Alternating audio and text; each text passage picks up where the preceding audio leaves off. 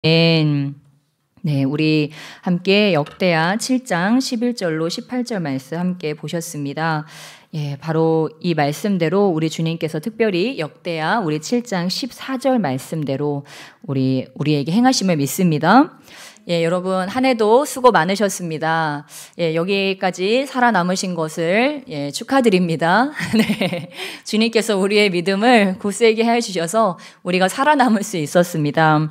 예, 정말 저도 이렇게 말씀을 전하면서 만감에 교차하는데, 정말 주님 뵙는 그날까지 변질되지 않고 정말 순전하게 주님 앞에 설 수 있는 것, 다른 것이 아니고 그것이 정말 우리의 기도 제목이 되어야 되겠구나. 정말 그 아굴의 그런 기도와 같이 내가 너무 부하지도 너무 가난하지도 않아서 정말 그 주님을 떠나지 않기를 바랬던 그 마음이 지금 우리에게 필요한 것이 바로 그것이지 않을까. 아버지, 저는 거부가 돼서 아버지의 이름을 존귀하겠습니다. 이것도 좋지만 지금 우리가 배수진을 치는 것이 정말 중요한 이 시대다. 그런 것들을 우리가 다시 한번 깨닫게 됩니다. 예, 여러분 한 주 동안 무엇을 구하며 사셨습니까? 하나님 얼굴만 구하신 줄 믿습니다. 네, 우리가 여러 가지 우리가 구하는 것들이 있지만 오늘 말씀 제목이 뭐죠? 하나님 얼굴을 구하는 세대. 하나님 얼굴을 구하는 세대입니다. 바로 이따가도 우리 함께 찬양하겠지만 오늘 이 본문 말씀 어떤 말씀입니까? 솔로몬이 하나님이 자기에게 주신 그 비전, 그 성전 건축의 비전을 지금 이뤘어요. 그러니까 막 모든 것을 다 이룬 것 같은, 얼마나 배가 부르겠습니까? 모든 것을 다 이루고 너무 지금 막 좋은 마음으로 이렇게 성전 공헌식을 하고 이렇게 기도를 하는 것입니다. 기도를 하는데 주님께서 오셔서 이렇게 공헌식을 할 때 바로 성전 언약이라고 일컬어지는 바로 순종에 대한 축복과 불순종에 대한 저주에 대한 그러한 말씀 우리 주님께서 주십니다. 이 성전 언약을 통해서 우리가 어떻게 하면 하나님에게 정말 축복된 그런 삶이 되고 어떻게 하면 우리가 정말 저주된 그런 삶이 되는지를 이 말씀을 통해서 우리가 깨달아 알 수가 있습니다. 사실 하나님의 말씀은 늘 심플하죠. 그렇지 않습니까? 우리가 태어난 것은 왜 태어난 거죠? 주님을 찬양하기 위해서, 주님을 영화롭게 하기 위해서. 그것이 우리의 창조의 제1의 목적입니다. 그러니까 저와 여러분이 가는 곳마다 어떻게 돼야 돼요? 주님이 칭송받으시는 것. 와, 저 사람 보니까, 저 청년 보니까, 저 집사님 보니까, 저 권사님 보니까 진짜 하나님은 살아계시네요. 할렐루야. 진짜 하나님은 대단하신 분이시다. 이렇게 주님이 칭송받기를 원하신다고 하는 것이, 그것이 우리의 창조의 목적, 우리가 태어난 이유입니다. 사랑받기 위해, 또 그 사랑을 전하기 위해서 우리가 태어난 목적이라고 하는 것입니다. 세상에서는 우리에게 그런데 정반대의 가치를 심어주죠. 하나님으로 영광 받는 게 아니고 네가 영광 받아야 돼. 네가 영화롭게 돼야 돼. 네가 영화롭게 되는 게 너의 창조의 제1의 목적이야. 우리에게 그렇게 자꾸 넣습니다. 우리가 미디어를 켜고 또한 세상 가운데로 나가서 사람들과 이렇게 지내다 보면요, 헷갈리게 된다고 하는 것입니다. 내 창조 목적이 뭐였지? 오늘 내가 살아가야 되는 이유가 뭐지? 내가 가장 영화롭게 되는 것이구나. 내가 가장 아름답게 되고 내가 가장 멋지게 되고 내가 최고의 사람이 되는 것이 그것이 바로 내 창조 목적이구나. 이게 헷갈려 버린다고 하는 것입니다. 근데 성경에는 뭐라고 기록되어 있습니까? 하나님을 영화롭게 하는 것. 이것이 우리의 창조의 목적이에요. 그러니까 우리가 이 창조의 목적대로 살아가다 보면 우리의 삶을 잘 될 수밖에 없다고 하는 것입니다. 세상은요, 정 그 반대로 가게 합니다. 그래서 무엇입니까? 우리가 하나님의 그 마음 가운데 거하고 우리가 정말 하나님을 영화롭게 해야 되는데, 하나님을 영화롭게 하는 그 방법은 뭘까요? 여러분, 저와 여러분이 하나님을 영화롭게 하는 방법은 무엇일까요? 바로 하나님을 영화롭게 하는 것은 우리 요한일서 4장 13절로 16절 말씀과 같이 우리 함께 찾아보실까요? 우리 잠깐 여기를 철해 놓으시고 우리 요한일서 우리 4장 13절로 16절 말씀, 거기 우리가 어떻게 하나님을 영화롭게 할 수 있는지가 요한 사도가 우리에게 잘 알려주고 있습니다. 우리 요한일서 4장 13절로 16절까지 말씀 함께 찾아보시겠습니다. 답이 나와 있습니다. 우리 함께 다 찾으셨으면 한 목소리 읽어보시겠습니다. 시작. 그가 성령을 우리에게 주심으로 우리가 그 안에 거하고 그가 우리 안에 거하시는 줄을 아느니라. 아버지가 아들을 세상에 구주로 보내신 것을 우리가 보았고 또 증언하노니 누구든지 예수를 하나님의 아들이라 시인하면 하나님이 그의 안에 거하시고 그도 하나님 안에 거하느니라. 하나님이 우리를 사랑하시는 사랑을 우리가 알고 믿었노니 하나님은 사랑이시라. 사랑 안에 거하는 자는 하나님 안에 거하고 하나님도 그의 안에 거하시느니라. 아멘. 예, 그래서 이제는 이 하나님께서 우리 안에 성령으로 와서 지금 거하시고 계신데, 예, 그 아버지께서 아들을 세상에 구주로 보내셔서 이제는 예수님을 하나님의 아들이라 시인하면 하나님이 그의 안에 거하시고 그도 하나님 안에 거합니다. 그런데 어떻습니까? 하나님이 사랑이시기 때문에 사랑 안에 거하는 자는 하나님 안에 거하고 또한 하나님도 그의 안에 거하신다. 예. 그러니까 하나님이 사랑이시기 때문에 우리가 이 땅 가운데 하나님을 사랑하고 또한 이웃을 사랑하는 것이 그의 계명을 지키는 것이고 또한 하나님을 사랑한다는 자는 그의 율법, 그의 계명을 지키는 것이 바로 하나님을 사랑한다고 하는 것입니다.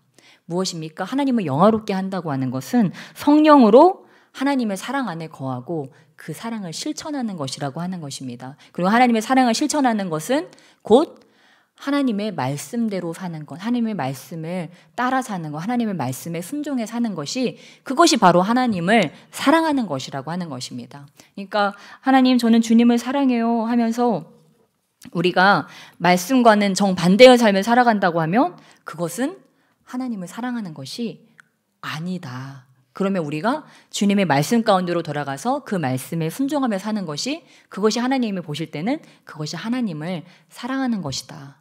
여러분 정말 심플하지 않습니까? 하나님을 영화롭게 하기 위해서 하나님을 사랑하고 하나님의 말씀대로 살아가는 것. 예. 오늘 우리에게 주어진 이 짧은 삶 동안에 우리가 가족 가운데 나아갈 때 또한 우리 공동체 가운데 있을 때 또한 내 개인의 시간을 가질 때 우리가 늘 그 양자택일에 그 앞에 선다고 하는 것입니다. 무엇입니까? 나의 이기심과 나의 정욕을 따라갈 것인가? 아니면 그 성령의 인도하심을 따라갈 것인가? 그 하나님의 말씀을 따라갈 것인가? 아니면 세상이 말하는 그러한 가치를 향해 따라갈 것인가? 그러한 선택지가 우리에게 있는데 그럴 때마다 우리가 하나님의 사랑을 선택하고 하나님이 기뻐하시는 것은 뭘까? 그것대로 내가 선택하고 하나님의 사랑을 따라 선택하고 무엇입니까? 우리는 여러분 태어날 때부터 우리는 이기적일 수밖에 없습니다. 그냥 죄인이라고 하는 것은 우리에게 이기적인 본성이 있다고 하는 거예요. 그러니까 여기 나오는 예수님의 제자들이 대단한 것은 뭐예요? 똑같은 사람인데 똑같은 성정을 가졌는데 예수님도 우리와 똑같은 성정을 가지고 똑같은 이기심을 가지고 이 육체의 욕망 가운데 갇혀서 사는 똑같은 사람들인데 내 욕망과 내 이기심이 늘 나를 충동질하고 늘 나를 그곳으로 가라고 하는 내가 이끌리고 내 입이 거기에 이끌리고 내 정욕이 거기에 이끌리고 내 손과 발이 이끌리는데 그럼에도 불구하고 어떻게 하는 거예요? 그 진돗개한테 그 고기를 줬는데 침을 막 질질 흘리는 거예요. 고기가 있으니 먹고 싶어서 지금 벌써 입은 갔죠. 벌써 입은 갔어요. 지금 막 고기를 이미 먹었어요. 그 소화시키고도 나을 만큼의 침이 막 질질 흐릅니다. 근데 어떻게 합니까? 주인이 멈춰 기다려 하니까 그걸 멈추고 기다리는 거예요. 그러니까 어떻게 해요? 주인이 그걸 충성되다고 여겨서 나중에 맛있는 고기를 많이 주겠죠. 이제 먹어 하면은 그때 먹는 거예요. 근데 이 진돗개가 너 앉아, 멈춰, 지금 아니야, 지금 아니거든, 지금 멈추고 기다려. 근데 거기서 짖으면서 가서 그걸 먹어버렸어요. 그럼 이게 뭐예요? 똥개가 되는 거예요, 여러분. 진돗개가 아니고요. 족보가 아무리 좋아도 걔는 똥개가 되는 거예요.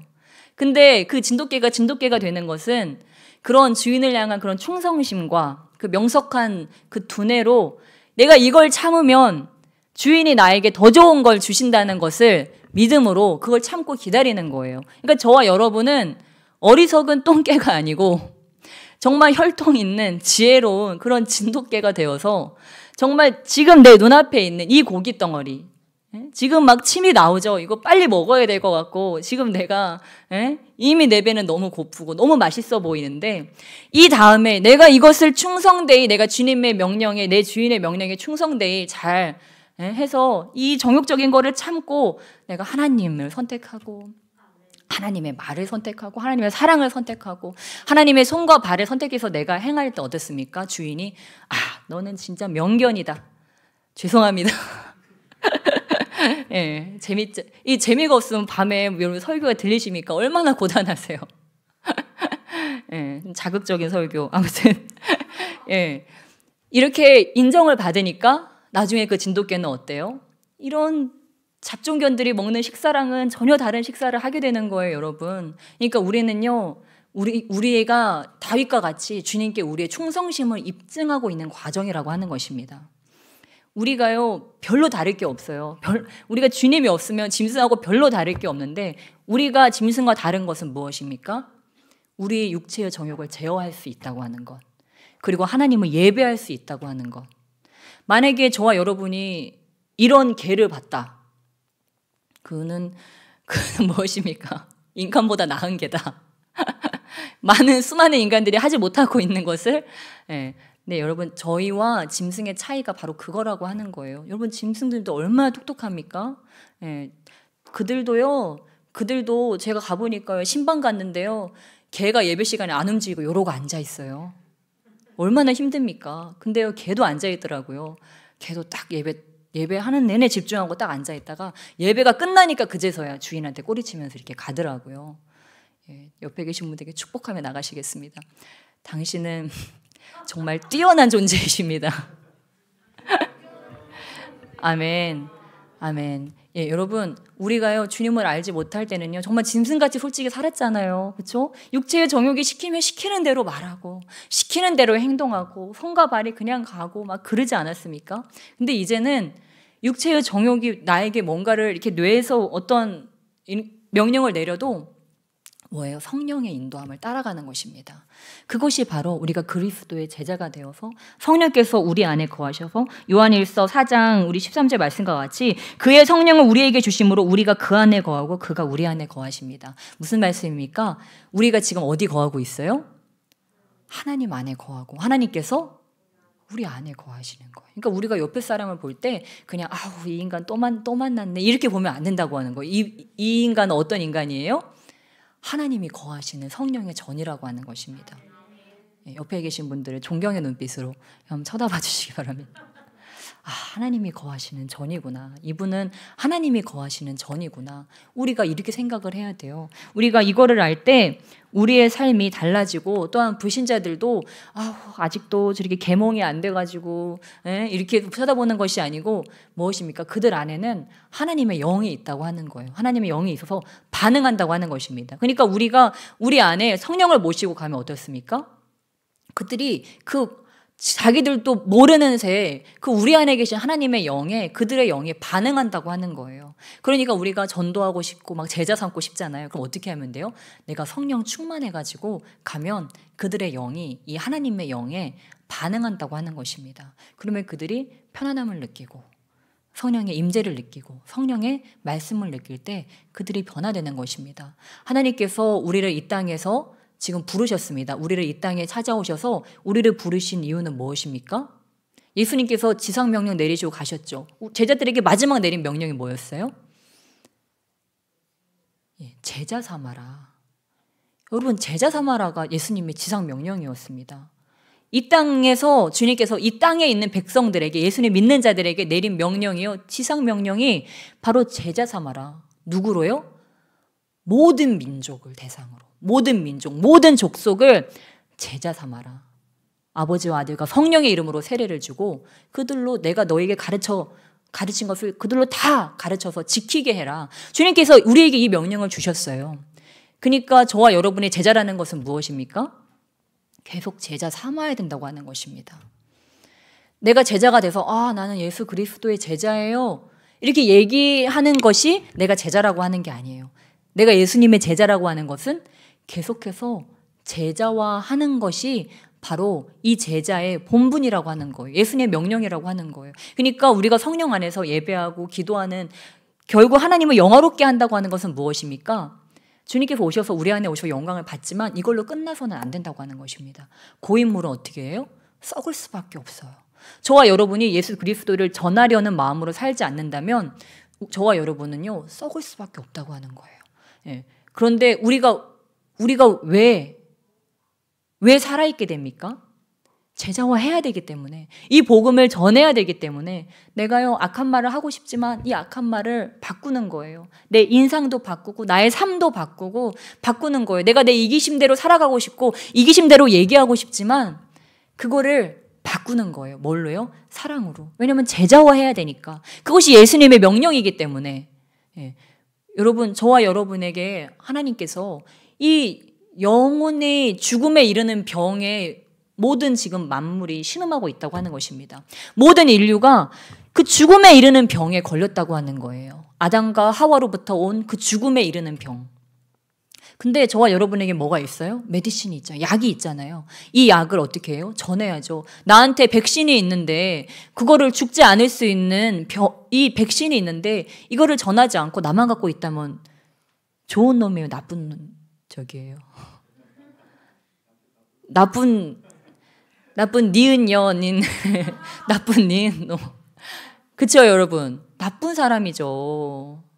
나에게 약이 있는데 이 약을 전하지 않고 있는 것은요 나쁜 사람이에요. 나쁜 분이라고 하는 사실이에요. 예. 근데 우리가 좋은 사람이 정말 성령 안에서 양심 있는 사람이 되는 방법은 이 주님의 지상명령을 기억하고 내가 이것을 전하려고 할 때요 우리는 제대로 작동이 된다고 하는 것입니다. 이거를 나만 가지고 있는 복음으로 그냥 이게 끝나버리려고 하면요. 이거는 고인물, 썩은 물, 나쁜 분이 되는 거예요. 그런데 이게 제대로 작동이 되려면 이게 흘러가야지 이게 제대로 작동이 된다. 그러니까 우리 안에는 항상 이런 부담감이 있어야 된다고 하는 거죠. 내 안에 복음이 흘러가야 되는데, 내가 오늘 제자 삼아야 되는데, 내가 오늘 그리스도의 증인으로 살아가야 되는데, 내가 오늘 우리 가정에서 그리스도의 증인으로 살아야 되고, 내 일터에서 그리스도의 증인으로 살아야 되고, 우리 교회 공동체에서 내가 그리스도의 증인으로 살아야 되고, 우리 친인척 가운데서 내가 그리스도의 증인으로 살아야 되는데, 내가 오늘 만나는 불특정 다수 가운데 내가 그리스도의 증인으로 살아야 되는데 이런 부담감이 있어야 우리가 제대로 살아갈 수 있다고 하는 것입니다. 이게 없으면 어떨까요? 부담 없는 삶을 살아야겠죠. 그렇죠? 그냥 육신의 정욕대로 이거 썩었네. 깎아줘요. 이거 덤으로 이거 더 주라고 탁 뺏어가지고 저기 클레임 걸 거 있으면 진짜 사장님 이거 이럴 수 있어요? 하면서 막 따지고 그렇죠? 근데 예수 그리스도의 증인이기 때문에 우리가 때로는 손해를 보는 거죠. 예수 그리스도의 증인들은 손해봐야 될 줄 믿습니다. 우리가요 이거를 작정하지 않으면 손해봐야지 하고 작정하지 않으면 우리가 손해를 보기 힘듭니다. 그런데 우리가 아예 예수 그리스도의 증인으로 살아가기 위해서 그냥 나는 손해보는 삶으로 작정을 하고 살아가는 거예요. 그러면 아예 우리가 이렇게 작정을 하고 살아가면 우리가 이 땅을 살아가는데 정말 그 반대로 행하지 않게 된다고 하는 것입니다. 나의 욕심과 나의 정욕을 따라서 그냥 내가 그렇게 막 하는 세상 사람들과 똑같이 그렇게 하는 것이 아니고 정말 그런 상황 가운데 그래 나는 그리스도인이지. 나는 그리스도인이야. 나는 예수님의 제자야. 여러분 사도 바울이 예수님을 만나고 담에석상에서 예수님 만나고 어떻게 됐습니까? 계속 선교여행 다녔잖아요. 계속 선교여행 다니다가 또 복음 때문에 고난당하고 갇히고 또 풀려나면 감옥에서도 복음을 전하고 그러다가 또 가다가 또 잡혀가지고 또 맞고 계속 그러한 연속이었다고 하는 것입니다. 그래서 우리가 사도 바울을 존경하는 거 아닙니까? 베드로와 다른 수많은 예수님의 제자들 어땠습니까? 예수님 만난 이후로 계속 예수님을 전했다고 하는 것입니다. 근데 예수님을 전하면 우리의 삶이요 좀 불편해진다고 하는 거예요. 예수님을 전하면 참 편해지고 영광받고 그러면 참 좋은데 그 영광받는 것과는 정반대의 삶으로 우리 나아갈 때가 많다고 하는 것입니다. 영광보다는 고난과 손가락질과 돌팔매질과 삿대질을 때로는 받아야 될 수도 있다고 하는 거예요. 내가 아무것도 하지 않아도 예수 이름이라는 그것만으로. 그런데 예수님 뭐라고 하셨습니까? 고난으로 우리에게 고난을 받으라고 했죠. 예수 그리스도의 그 고난을 참는 자들이 복되다고 말씀하셨어요. 산상수훈 가운데 그 고난을 참는 자들이 그 고난 당하는 자들이 바로 하나님의 자녀라고 말씀하셨습니다. 그런 것 같이 우리가 이 땅에서 그냥 정말 편안하게 살아갈 수 있지만 우리는 무엇을 선택해야 됩니까? 우리는 제자됨을 선택해야 된다. 제자됨을 선택해야 한다는 건 무엇입니까? 복음을 위해서 고난도 받아야 된다고 하는 것입니다. 옆에 계신 분들께 아주 활짝 웃으시면서 축복해 주시길 주님 축복합니다. 예, 복음으로 고난 받으시기를 축복합니다. 아멘, 아멘. 복음으로 고난 받으시길 주님 축복합니다. 예, 여러분 그것이 무엇입니까? 예, 내가 제자라는 증거라고 하는 것입니다. 내가 제자라고 하는 증거. 나의 삶이 복음이 없고 복음으로 인한 고난도 없다. 그거는 어떤 증거일까요? 예, 제자가 아니라는 반증이라고 하는 것입니다. 예, 때로는 우리가 이 복음 때문에 내가 사서 고생을 하는 거예요. 듣지 않아도 될 욕도 얻어먹고 마음에 들지 않아도 될 거절감도 내가 받게 되고, 이 복음을 전했다가 거절당하잖아요, 여러분. 복음을 전한다고 하는 것은요, 그 거절감을 안고 가는 거예요. 왜? 세상 사람들이 그 복음을 전할 때 무조건 처음부터 네, 고마워요 하면서 막 그것을 받아들입니까? 바울 어땠습니까? 이 초대교회에 정말 하나님의 권능이 나타남에도 불구하고 가는 곳에서 막 사람들이 톱으로 켜려고도 하고 막 돌로 막 죽을 때까지 막 때리기도 하고, 뭐예요? 바울에게 능력이 나가는데도, 하나님의 권능이 임하고 기적이 일어나는데도 사람들이요 복음 전하는 것을 싫어했다고 하는 거예요. 어떻게 하면 저 복음 전하는 자를 죽여서 없앨까? 막 그들이 모의도 하고 그랬다고 하는 것입니다. 그러니까 무엇입니까? 우리가 이 복음을 전하면서 아주 고급스럽게 살아가고 아주 존귀한 삶만 우리가 살아가려고 하는 것은 성경적이지 못하다. 우리가 이 복음을 전한다고 하는 것은 고난도 겸하여 받는 것이 바로 그것이 복음이다. 진짜 사람들이 복음을 전했더니 부정탄다고 막 소금도 뿌리고 물도 뿌리고, 저는 맞아보지 못했고 저기 이렇게 무당집 지나가다가 이렇게 들어가려고 했더니 막 소리 지르면서 쫓아오려고 하시더라고요. 네, 그래서 그런 경험은 있는데, 근데 여러분 무엇입니까? 우리가 복음을 전하다 보면 그런 일들이 너무도 당연하다고 하는 거예요. 저도 어떨 때는 그래, 참 사람들이 복음을 아멘 주님 감사합니다 하고 받아주면 얼마나 좋을까, 그렇게 생각을 하면서 때때로 이렇게 전도를 할 때 좀 그런 생각이 들어요. 언제쯤 저들의 마음이 활짝 열려서 이 복음을 그렇게 반가움으로 받고, 고맙습니다, 이런 귀중한 복음을 나에게 전해주셔서 감사합니다, 이렇게 하면 좋을 텐데 그렇지 않을 때도 너무 많이 있습니다. 그러나 어떻습니까? 우리는 그럼에도 불구하고 전하는 거예요. 그럼에도 불구하고 그 문을 두드리는 것입니다. 그들이 듣든지 안 듣든지 계속 전하는 거예요. 여러분, 예수님의 제자들은 어떻게 됐습니까? 복음을 전하다가 다 돌아가셨죠. 제 명대로 사신 분들이 거의 없어요. 다 제 명을 못 채우고 순교당하셨다고 하는 것입니다. 뭐 때문에요? 복음 때문에. 근데 저와 여러분의 목적은 무엇입니까? 잘 먹고 잘 살고 잘 죽는 것. 이것이 지금 이 시대의 그리스도인들의 목표는 아닐까? 고난은 없고 그냥 영광만 있고 불편함은 없고 정말 편안함과 안락함만 있는, 우리가 너무 편안한 시대에 태어나서, 물론 저도 마찬가지, 저도 육신을 가졌기 때문에 정말 편안히 죽으면 좋죠. 고통도 없이, 그렇죠? 그러나 우리가 그러한 가치관을 가지고 우리가 살아가는 것은 참 위험하다. 참 위험하다. 왜냐하면 성경에서는 이 제자들이 복음을 위해 살다가 복음을 위해 죽었는데, 우리의 꿈과 우리의 로망과 우리의 이 땅에서의 비전은 너무 소박한 소시민적인 그러한 비전을 가지고 있지 않나? 잘 먹고 잘 살다가 주님 때문에 잘 먹고 주님 때문에 잘 살다가 주님 안에서 잘 죽는 것. 정말 이런 소시민적인 그러한 너무도 평범한 그러한 꿈을 혹시 우리가 가지고 있지는 않은가? 이것들을 우리가 점검하면서 무엇입니까? 바울이 이야기한 것 같이 너희도 나와 함께 복음을 위하여 고난을 받으라. 그렇게 이야기한 것 같이 정말 우리가 나의 삶에 복음 때문에 받는 고난이 있는가? 우리가 한번 생각해 봤으면 좋겠습니다. 여러분은 올 한 해 어떠셨습니까? 복음 때문에 고난을 많이 받으셨습니까?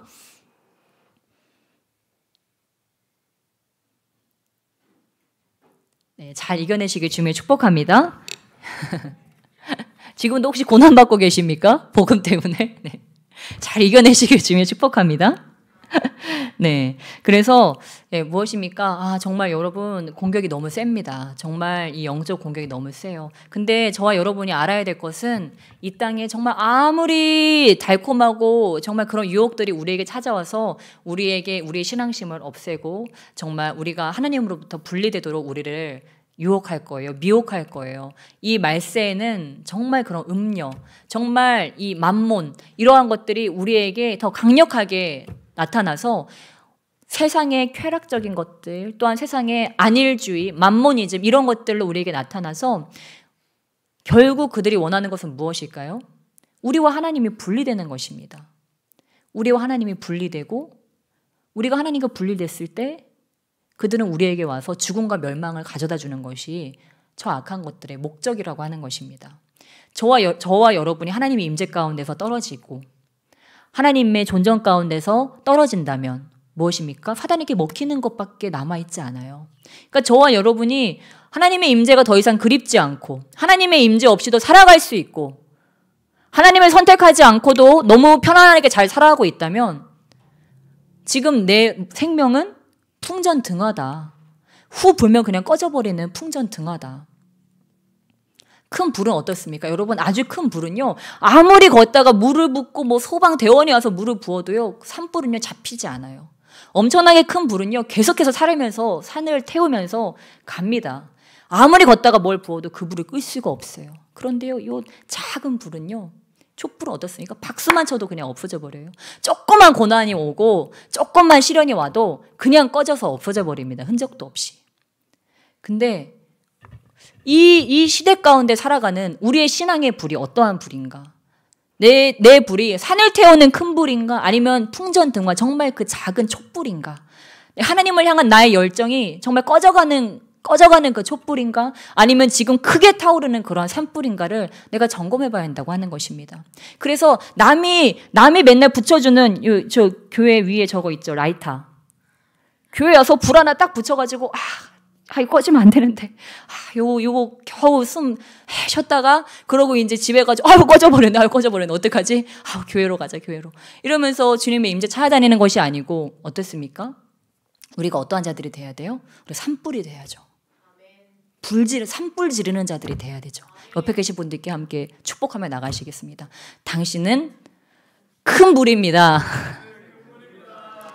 아멘. 예. 물도 능히 끄지 못하는 큰 불이 되시길 주님의 축복합니다. 끌 수 없는 큰 불이 되시길 주님의 축복합니다. 제가 예전에 기도를 하는데 그런 걸 느낀 적이 있어요. 이 기도를 계속해서 하다가 교회에서 작정기도를 선포를 계속해서 하는데 기도를 하는데 하나님께서 저에게 영적으로 느끼게 하신 것이 이 기도를 하는데 이 마그마가 교회 밑에서 이렇게 끓어오르는 그런 것들을 느낀 적이 있어요. 이런 마그마는 어떻습니까? 너무 뜨겁죠. 다 녹여버리고 다 태워버립니다. 하나님의 불은요 그런 불이에요. 모든 것들을 녹이고 완전히 그 체질과 그 모든 것들을 다 변형시키는 그러한 불이에요. 우리 안에는 여러분 그러한 불이 있어야 됩니다. 그래서 싸늘한 시체 안치소와 같은 상태인 그러한 곳에라도 내가 가면 어떻게 돼야 돼요? 뜨거워져야 돼요. 다시 마그마가 끓어오듯이 마그마는 어떻습니까? 폭발하려고 여기서요 막 터지는 거예요. 그 방울들이 막 터지는 거예요. 터지다가 때가 딱 되면 막 터지면서 모든 것들을 다 덮고 다 태우고 그냥 그 주변에 있는 모든 것들이 다 녹아버리는 것입니다. 여러분 이러한 부흥의 세대가 되시길 주님의 축복합니다. 예. 그러한 세대가 되시길 주님의 축복합니다. 저는 우리 주님께서 이 2023년 우리로 그러한 부흥의 세대로 부르심을 믿습니다. 저와 여러분이 그러한 불 붙이고 다니는 자, 정말 산불 지르고 다니는 자들이 큰 불을 지피고 다니는 자들이 바로 저와 여러분으로 주님께서 부르심을 믿습니다. 그래서 주님께서 새해 말씀으로 이사야 41장 10절 말씀을 주셨는데 어떤 말씀이냐면 두려워하지 말라. 놀라지 말라. 왜 주님이 그 말씀 하셨을까요? 두렵고 놀라운 일이 생길 거기 때문에. 그래서 그 말씀 봤는데 도대체 무슨 일을 하시려고 하는 거지? 아버지가? 왜 두려워 말라? 왜 놀라지 말라? 주님이 놀랄 노자의 그런 일들을 만들고 계시다고 하는 것입니다. 저와 여러분은요. 그것들을 잘 준비하고 있는 거예요. 여러분 하나님의 일은요 언제 어떻게 터질지를 몰라요. 그러니까 우리는 이 불을 가지고 계속해서 뭐 하는 것입니까? 계속 이 불을 지피는 거예요. 이 아궁이에다가요 계속 불을 지펴가지고 이 불이요 이 열기가 쌓이고 또 쌓이고 또 쌓이게 해가지고 이 교회가 정말 성령의 불타는 그런 교회가 되도록 하는 것, 내 몸이 그런 불타는 성전이 되게 하는 것, 바로 이것이 이 마지막 때 주님께서 우리에게 주신 그 사명이라고 하는 것입니다. 성령으로 불타시기를 주님의 축복합니다. 예, 그래서 주님께서 무엇이라고 하십니까? 우리 솔로몬에게 이러한 약속을 하십니다. 우리 함께 역대하 7장 우리 13절로 14절 말씀, 주님께서 우리에게 어떻게 하신다. 우리 함께 13절로 14절 함께 한 목소리를 읽겠습니다. 시작. 혹 내가 하늘을 닫고 비를 내리지 아니하거나 혹 메뚜기들에게 토산을 먹게 하거나 혹 전염병이 내 백성 가운데 유행하게 할 때 내 이름으로 일컫는 내 백성이 그들의 악한 길에서 떠나 스스로 낮추고 기도하여 내 얼굴을 찾으면 내가 하늘에서 듣고 그들의 죄를 사하고 그들의 땅을 고칠지라. 아멘. 예, 주님께서 바로 이 일을 하기를 원하십니다. 내 이름으로 일컫는 내 백성이 바로 누구입니까? 나인 줄 믿습니다. 예, 바로 내가 악한 길에서 떠나서 스스로를 낮추고 기도해서 하나님의 얼굴을 찾으면 하나님께서 그것을 듣고 우리의 죄를 사하고 뭐 하신대요? 그 땅을 고친다고 말씀하십니다. 여러분 동네가 어느 동네이십니까? 여러분의 동네에 여러분이 계심으로 인해서 저와 여러분이 악한 길에서 떠나서 하나님 얼굴을 구하며 기도할 때 하나님께서 저와 여러분이 사는 동네를 고친다고 하는 것입니다. 동네에 사는 아무개 때문에, 그 동네 당정동에 사는 아무개 때문에, 금정동에 사는 아무개 때문에, 우리 제가 다 몰라요 지역을. 아무튼 여러분이 사는 그 지역에 여러분 때문에 하나님께서 여러분의 기도를 듣고 여러분의 그 동네를 고친다고 하는 거예요. 이 나라를 고친다고 하는 것입니다. 하나님이 정말 그 소돔과 고모라에 의인 10명만 있어도 안 친다고 하셨잖아요. 여기 몇 명입니까? 지금 10명은 넘잖아요. 그렇죠? 저와 여러분만 변화되어도 뭐요? 한국을 지켜낼 수 있다고 하는 거예요. 저와 여러분이 정말 하나님 안에서 다윗과 같이 하나님께 인정받는 의인이 되면 하나님이 저와 여러분을 보고서라도 이 땅을 치지 않으신다고 하는 거예요. 이 땅에 기회를 주신다고 하는 거예요. 아직 의인이 있다. 아직 저들이 내 얼굴을 구하고 있어. 그 악한 길에서 떠나서 그 땅을 위해서 기도하고 있어. 그러니까 내가 이 땅을 참아보자. 한번 기다려보자. 저 의인들이 저 땅을 어떻게 변화시키나 한번 기다려보자 하고 주님이 참으신다고 하는 거예요. 여러분, 이 땅의 죄악이 얼마나 관영하고 있습니까? 저는요 사실 이 뉴스 기사를 안 본 지가 꽤 됐어요. 왜냐면 이 뉴스 기사를 보면 물론 이게 기도 제목인데 기도 제목이 문제가 아니고 내 영혼이 죽는 느낌이 들어가지고 이 뉴스 기사를 잘 못 보겠더라고요. 일단 내 영혼은 살아야 될 거 아니에요. 그래서 제가 이 뉴스 기사를 진짜 막 자주는 안 봐요. 다 뭐 서로 비방하는 거, 여야가 서로 싸우고 맨날 내리깎고 무슨 죄악들, 무슨 듣도 보도 못한 뭐 이상한 그런 죄악들이 막 관영하는 이 시대 가운데 정말 하나님이 보시면 당장이라도 이거 다 쓸어버리자 정말 그런 마음이 들지 않으시겠습니까? 여러분이 보세요. 막 너무 끔찍한 죄악들이 일어나고 있잖아요. 강자들이 약자를 막 밟고 잡아먹고 살인하고 간음하고 빼앗고 부한자들이 약한 자들 것을 빼앗고 정말 너무너무 악하잖아요. 그래서 이 억울한 자들의 이 신원이 정말 풀어지는 것이 아니고 억울한 자들은 더 억울해지고 있는 자들은 더 부해지고 정말 이런 시대 가운데 하나님이 보시면 당장이라도 이걸 쓸어버리고 싶다는 생각이 들지 않겠습니까? 지금 우리는 그런 시대를 살아가고 있어요. 주님이 언제든지 쓸어버리자 정말 그런 마음이 드실 정도의 정말 죄악이 관영한 그런 시대를 살아가고 있고 이제 어땠습니까? 국가적으로 그렇죠? 세계적으로 반기독교 정서가 팽배해지면서 이 법들까지도 다 악법이 제정되어지고 있고 이제 조금 있으면 진짜 이 강단에서 뭐 동성애, 뭐 차별금지 뭐 이런 것들 이제 말할 수도 없는 잡혀가는 이제 그런 시대이지 않습니까? 우리나라도 우리가 여기서 침묵하고 조금 믿는다면 아마 머지않아서 그렇게 될 수도 있어요. 우리가 지금 그런 시대를 살아가고 있는데 뭐 이슬람 뭐 진짜 마음 먹고 그렇죠? 마음 먹고 진짜 한다면요. 여기 이슬람 사원들 막 들어오는 거예요. 그럼 1%, 2% 되면 막 테러들이 여기저기서 지금 서구 유럽과 같이 일어나는 것입니다. 우리가 여러분 이렇게 정말 아직 이게 피부에 와닿지 않아서 그렇지 이렇게 풍전등화의 삶을 사실 살아가고 있어요. 정말 이렇게 위험천만한 그런 삶을 살아가고 있는데 무엇입니까? 주님께서는 그 전에 우리에게 마지막 기회를 주실 거라고 하는 것입니다. 이른 비와 늦은 비를 주셔서 우리가 마지막 그 추수할 수 있는 그런 기회를 우리에게 주실 거라고 하는 거예요. 그러면 우리는 이 마지막 때 정말 추수할 것은 많은데 일꾼이 없다고 말씀하셨는데 우리 개개인이 추수할 일꾼이 되어서 정말 하나님이 가자, 일하자, 우리 추수하러 가자 할 때 우리는요 지금부터 낫지를 계속 잘 하고 있는 거예요. 낫을 예리하게 잘 갈아놓는 복음을 예리하게 갈아놓고 그 낫을 계속 쓰고 있는 거예요. 그래서 하나님이 자 추수하러 가자 하면 어떻게 해요? 곡식단을 막 베러 다니는 것입니다. 그 영혼들을 하나님께로 올려드리는 거예요. 여러분 설레지 않습니까? 설레지 않으십니까?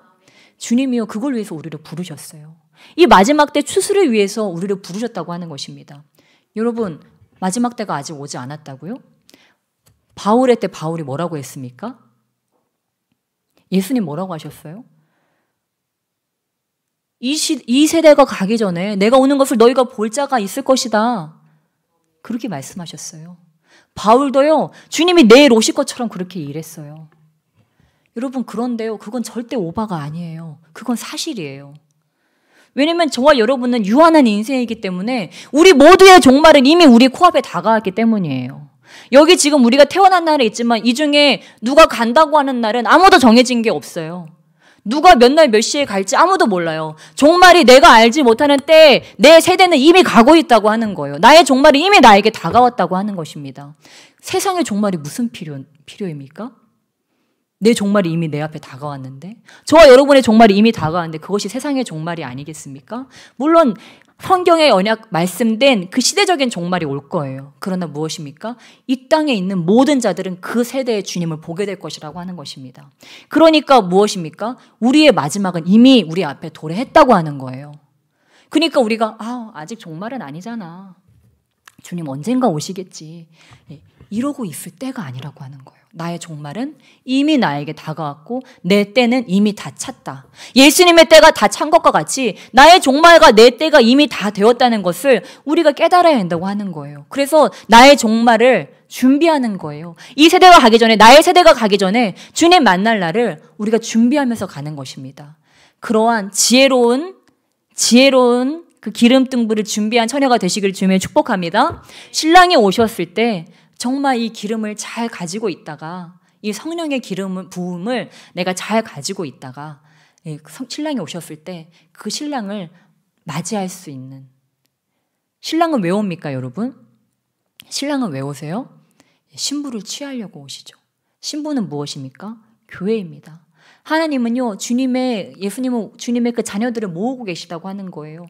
그 신랑과 같이 지금 그 정혼할 그 처녀들을 만난 것 같이 주님께서 우리에게 다가오고 계시다고 하는 거예요. 우리는 무엇입니까? 그 신랑을 맞이하는 그 열 처녀와 같이 지금 그것을 기다리고 있다고 하는 것입니다. 그 신랑이 신부를 맞이하는 기쁨이 충만하도록. 그러니까 세례 요한이 뭐라고 했습니까? 신랑이 오니까 그 신랑이 신부를 맞이하는 것을 기뻐하는 친구와 같이 나는 쇠하고 그는 흥하여야 된다. 이렇게 말하지 않았습니까? 이 시대는 우리에게 말합니다. 너는 흥해야 돼.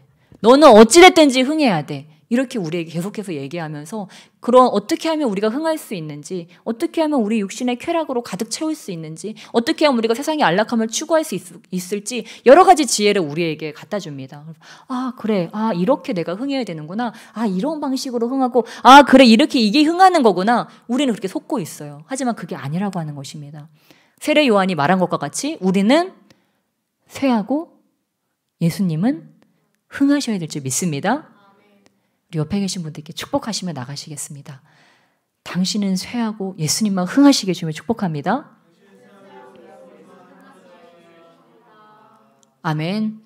그랬더니 예수님은 세례 요한에게 어떤 평가를 내리셨습니까? 천국에서 큰 자다. 그런데 천국에서는 이러한 자들보다 더 큰 자들이 있다.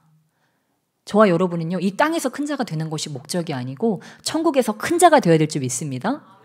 하나님께서 인정하는 자, 천국에서 큰 자가 되기 위해서 정말 주님께서 나의 삶에서 정말 흥하는 그러한 삶이 되시기를 주님의 축복합니다.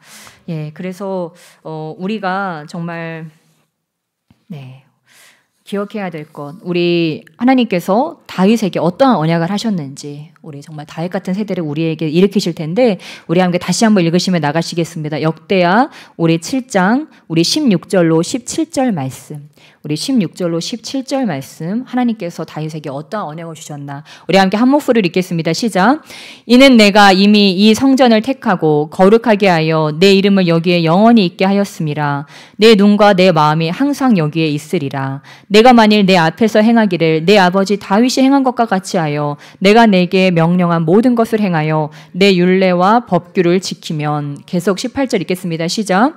내가 내 나라 왕위를 견고하게 하되 전에 내가 내 아버지 다윗과 언약하기를 이스라엘을 다스릴 자가 내게서 끊어지지 아니하리라 한 대로 하리라. 아멘. 어떻게 하면요?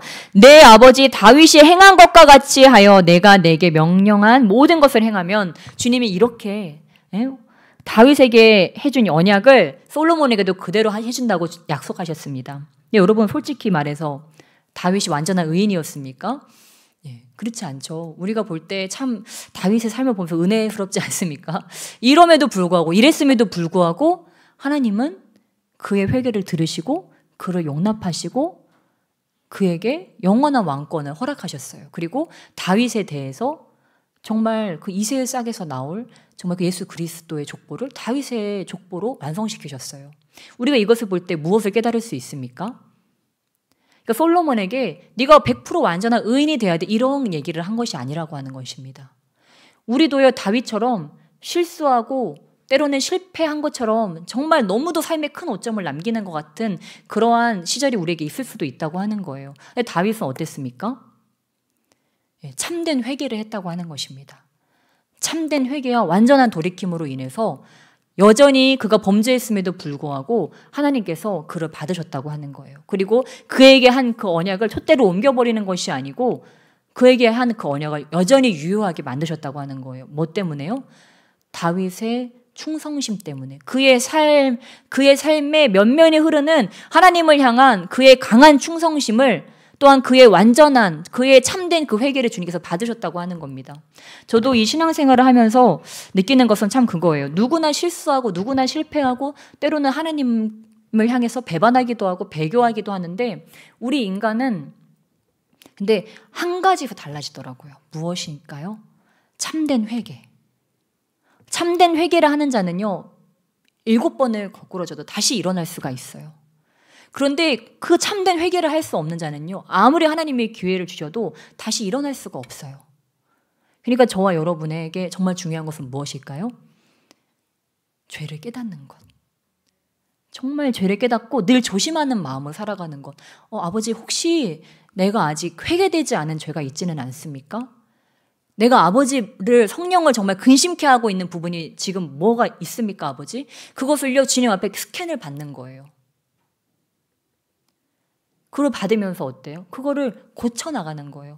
아버지, 저의 이런 면이 주님께 지금 주님의 마음을 근심되게 하고 있군요. 지금 주님의 마음을 아프게 하고 있군요. 여러분, 이거를 가만히 놔두면요, 어떻게 됩니까? 여러분, 우리 안에 염증을, 상처를 가만히 놔뒀다고 생각해 보세요. 치료하지 않고 그냥 가만히 놔뒀어요. 어떻게 될까요? 곪습니다. 곪어서 썩어서 문드러져서 나중에 어떻게 될까요? 악취를 풍기는, 나중에는 그게 썩어서 팔이 떨어져 나가고 다리가 떨어져 나가고, 그래서 어떻게 합니까? 나중에는요, 다리를 막 잘라내야 돼요. 팔도 잘라내야 되고요. 왜냐면 그게 가만히 놔두면 온몸에 다 퍼져버리거든요. 그래서 바리새인과 서기관의 누룩을 조심하라고 말했잖아요. 그거가 조금 들어가가지고 어떻게 한대요? 온 빵을 다 부풀려 버린대요. 온 떡을 다 부풀려서 이 마른 떡반죽이 그냥 그 누룩이 들어가가지고, 이 곰팡이 균이 들어가가지고 온 덩이를 다 부풀려 버린다고, 다 썩어버리게 만든다고 하는 것입니다. 그러니까 어떻게 해야 돼요? 저와 여러분은 내 안에 이 염증이 있지 않은가? 내 안에 이 골문 부분이 있지 않은가? 하나님께서 원치 않으시는 이 내 안에 썩어 있는 것. 아버지, 저 오늘 스캔 받으러 왔어요. 성령 안에서 저 MRI 받으러 왔습니다, 아버지. 오늘은요, 저 중보할 거 많고 저 할 거 진짜 많은데요. 기도할 제목 진짜 많은데요. 아버지, 일단 제가 먼저 살아야 되겠습니다. 저 좀 MRI 좀 해주세요, 아버지. 정말 저 무엇이 아버지께 혹시 근심된 것이 없습니까? 제가 아직 회개되지 않은 그런 죄악이 없습니까? 그러면요, 이렇게 주님께 기도할 때 정말 성령의 어떠한 정말 강한 조명하심 가운데 우리가 10년, 20년에 지은 죄악까지도요, 떠오를 수 있습니다. 그때는 내가 회개하지도 못하고 깨닫지도 못하고 지나갔는데 10년 만에 그 죄가 깨달아지는 거예요. 그거를 내가 지금 끄집어와가지고 회개하는 거예요. 아버지, 진짜 잘못했어요. 죄송해요, 아버지. 제가 그때 주님의 마음을 그렇게 아프게 했다고 하는 것을, 선생님을 그렇게 근심시켜드렸다고 하는 것을, 내가 주님께 정말 죄송하다고 인사도 제대로 못하고, 주님, 정말 제가 제대로 회개하지도 못하고 저 그냥 괜찮은 줄 알고 지금까지 살아왔어요, 아버지. 그리고 지금 내 삶을 여전히 좀먹고 있는 이 죄야. 저 이게 그렇게 나쁜 건지 몰랐어요, 아버지. 이러면서 우리가 살았을지도 모른다고 하는 거예요. 근데 여러분, 저와 여러분이요, 그거 주님 앞에 MRI 받고, 아버지, 저 성령 수술시켜주세요. 저 새롭게 되기 원합니다. 아버지, 정말 죄송합니다. 우리 아버지의 마음을 아프게 해드린 거 정말 죄송해요. 제가 깨닫지 못하고 이걸 회개하지도 못하고 제가 깨끗한 줄 알고 주님 앞에 손들고 그렇게 거룩하게 예배드렸어요, 아버지. 근데 제 안에 이렇게 여전한 죄악이 또아리 틀고 있고, 저는 주님의 마음을 그렇게 아프게 해놓고도 주님께 사과 한마디도 제대로 하지 않고 저는 깨끗하다고 지금까지 살아왔어요. 아버지, 정말 죄송해요. 아버지 마음을 아프게 해드렸던 거 주님 정말 죄송해요. 우리가 그렇게 주님께 기도할 때 어떻습니까? 그 부분이 낫게 되는 거예요. 그 썩어서 골마지던 것을요, 하나님의 손을 대어주셔서, 그 문둥병 환자가 예수님께서 그냥 말씀만 하셔도 그 제물 드리러 가다가 정말 그들이 다 나았지 않습니까? 그 몸이 썩어가는 자들이요, 그냥 예수님 만난 것만으로 다 나아버렸다고 하는 것입니다. 근데 돌아와서 감사한 자는 한 명밖에 없잖아요. 그런 것과 같이 저와 여러분이 그 썩어가는 부분이 우리 주님께 그렇게 MRI 받고 주님께 우리가 진정으로 참된 회개를 주님께 올려드릴 때 주님께서 그것을 깨끗하게 낫게 하신다고 하는 것입니다. 그러면 어떻습니까? 예전에는요, 이게 침침했어요. 주님이 잘 보이지 않았어요. 왜냐하면 내 안에 이 썩어가는 것이요, 내 눈과 내 마음과 내 영혼을 병들게 하고 있기 때문에 주님이 잘 보이지 않는 거예요. 감각적으로 잘 느낄 수도 없는 거예요. 왜냐하면 그것이 이미 내 몸에 여러 가지 세균과 그런 것들을 이미 바이러스를 퍼뜨려놨기 때문에 주님을 느끼기도 힘들고 뭔가 막혀있는 그런 부분이 주님과 나 사이에 그런 뭔가 서로가 서운한 부분이 있는 거예요. 근데 이게 여러분의 해결됐다고 생각해 보세요. 한번 상상해 보세요. 얼마나 개운하겠습니까? 얼마나 시원하겠습니까? 주님도 온전한 눈빛으로 저를 바라볼 수가 있고 나도 온전한 눈빛으로 주님을 바라볼 수 있는, 이것을 경험하시기를 주님의 축복합니다. 10년, 20년 전의 죄악이 떠오르시기를 주님의 축복합니다. 주님께 정말 회개되어서 이 땅의 죄악을 대신해서 회개할 수 있는 그러한 의인들이 되시기를 주님의 이름으로 축복합니다. 그래서 주님께서 그렇게 했습니다. 근데 여러분, 너무 안타깝게도 보실까요? 우리 역대하 7장 우리 19절 말씀, 19절, 20절 말씀, 솔로몬은 어떠한 길을 갔나? 19절, 20절 말씀 함께 읽겠습니다. 시작. 그러나 너희가 만일 돌아서서 내가 너희 앞에 둔 내 율례와 명령을 버리고 가서 다른 신들을 섬겨 그들을 경배하면 내가 너희에게 준 땅에서 그 뿌리를 뽑아내고 내 이름을 위하여 거룩하게 한 이 성전을 내 앞에서 버려 모든 민족 중에 속담거리와 이야기거리가 되게 하리니. 아멘. 솔로몬에게 다윗에게 준 그러한 축복의 언약, 순종했을 때 받을 그러한 축복과 또한 네가 불순종하고 하나님의 명령을 버리고 우상 숭배하면 어떻게 한다고 말씀하셨습니까? 성전을 내 앞에서 버려서 속담거리와 이야기거리가 되게 하신다고 했습니다. 근데 결국 어떻게 됐죠? 솔로몬 성전은 이 축복의 언약대로 되어진 것이 아니고 저주의 언약대로 되어졌어요. 너무 안타깝게도 솔로몬은 하나님을 선택한 것이 아니고 우상을 결국 선택하여서 하나님께 철저하게 징계를 받고 결국 이 민족까지 다 멸망받게 돼버리죠. 그래서 역대하 지금 우리 10장을 기점으로 해서 이 축복과 번영이 나뉘어지는 것들을 우리가 볼 수 있습니다. 우리가 이러한 것들을 볼 때 우리 안에 뭐가 있으면 안 된다는 것을 깨달을 수 있습니까? 뭐가 있으면 안 된다? 예, 우상이 있으면 안 된다. 여러분, 우상은 무엇입니까? 예, 하나님보다 더 사랑하는 것. 하나님보다 내 가슴을 더 뛰게 하고, 하나님보다 내 발을 더 빠르게 하고, 하나님보다 나의 생각과 나의 마음을 더 지배하는 것이 바로 그것이 우상이라고 하는 것입니다. 이때 당시에는 그러한 아세라와 그 바알 신이 그러한 부요의 그러한 영적인 것들이 이들의 우상이었지만, 이 시대 가운데 저와 여러분의 우상은 무엇일까요? 우리가 이런 것들을 정말 한번 점검해 보면서 솔로몬은 결국 하나님과 우상 사이에서 우상을 선택함으로 인해서 정말 그 성전이 뭐예요? 하나님께서 축복해 주셨다고 받았던 그 증거, 하나님의 축복의 증거였죠. 그렇죠? 성전은 축복의 증거였어요. 근데 나중에 그게 뭐의 증거가 됩니까? 심판의 증거가 되어버립니다. 그러니까 중요한 건 무엇입니까? 축복 자체가 결코 우리의 숭배의 대상이 아니라고 하는 것입니다.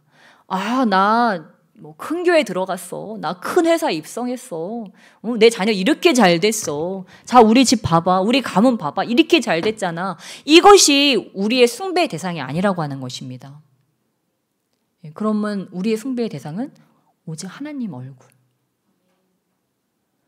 솔로몬과 그 민족들이 하나님이 우리와 이렇게 함께 하시네, 할렐루야 그러면서요, 어느 순간 그 마음에서 하나님만 쏙 빠졌어요. 하나님이 주신 축복에 눈이 팔려서 그 하나님이 주신 축복을 유지하는 데에만 급급했고, 그 축복을 누리는 데에만 급급했습니다. 인간적인 방식으로 하나님의 축복을 점점 늘려갔죠. 그러다가 뭐가 빠져버렸어요? 그 축복의 중심이었던 하나님이 빠져버렸다고 하는 것입니다.